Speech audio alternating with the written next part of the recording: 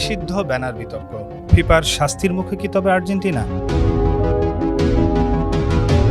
ইংল্যান্ডকে ২-১ গোলে হারিয়ে টানা দ্বিতীয়বারের মতো বিশ্বকাপের ফাইনালে উঠেছে আর্জেন্টিনা, কিন্তু মাঠের সে রোমাঞ্চকর জয় উদযাপনের মাঝেই এবার নেমে এসেছে ফিফার তদন্তের ছায়া।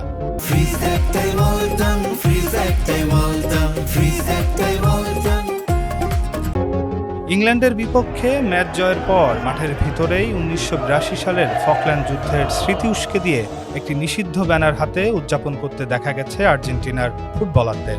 ফুটবল মাঠে এমন রাজনৈতিক বার্তা প্রদর্শনের জেরে মেসিরা এখন বড় ধরনের শাস্তির মুখোমুখি হতে যাচ্ছে। ম্যাচটি শেষ হওয়ার পর আটলান্টার মার্সিডেস বেঞ্চ স্টেডিয়ামে আর্জেন্টিনার খেলোয়াড় জিওভানি লো সেলসো ও নিকোলাস ওটামেন্ডির হাতে একটি ব্যানার দেখা যায়। স্প্যানিশ ভাষায় সে ব্যানারে লেখা ছিল লাস মালভিনাস সন আর্জেন্টিনাস, অর্থাৎ ফকল্যান্ড আর্জেন্টিনার। অধিনায়ক Lionel Messi, Lisandro Martinez, Cristiano Ronaldo, Julian Alvarez সহ দলের অন্য ফুটবলাররা সেই ব্যানারের পাশে দাঁড়িয়ে উদযাপন করেন।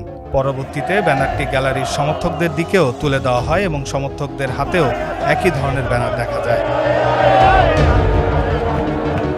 বিশ্ব ফুটবলের নিয়ন্ত্রক সংস্থা ফিফা এবং ফুটবলের আইন প্রণয়নকারী সংস্থা ইন্টারন্যাশনাল ফুটবল অ্যাসোসিয়েশন বোর্ড খেলার মাঠে যে কোনো ধরনের রাজনৈতিক, ধর্মীয় বা ব্যক্তিকেন্দ্রিক বার্তা ও প্রতীক প্রদর্শনের বিষয়ে অত্যন্ত কঠোর অবস্থান অনুসরণ করে। তাদের আচরণবিধিতে মাঠে এই জাতীয় রাজনৈতিক স্লোগান বা ব্যানার প্রদর্শন সম্পূর্ণ নিষিদ্ধ। এই নিয়ম ভঙ্গের ক্ষেত্রে সতর্কবার্তা, আর্থিক জরিমানা কিংবা ব্যক্তি ও দলের বিরুদ্ধে শাস্তিমূলক ব্যবস্থা নেওয়ার স্পষ্ট বিধান রয়েছে ফিফার শৃঙ্খলা বিধিতে। সবচেয়ে বড় বিষয় হলো এই ম্যাচটি গ্যালারি থেকে সরাসরি দেখছিলেন স্বয়ং ফিফা সভাপতি জিয়ান্নি ইনফ্যান্তিনো। ফলে বিষয়টি নিয়ে ফিফার শৃঙ্খলাগত তদন্ত বা ব্যবস্থা নেওয়ার সম্ভাবনা প্রবল হয়ে উঠেছে।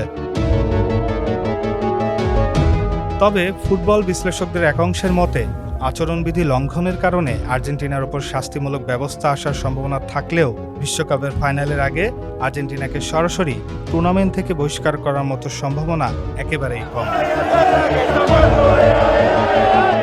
ডেস্ক রিপোর্ট, সমকাল।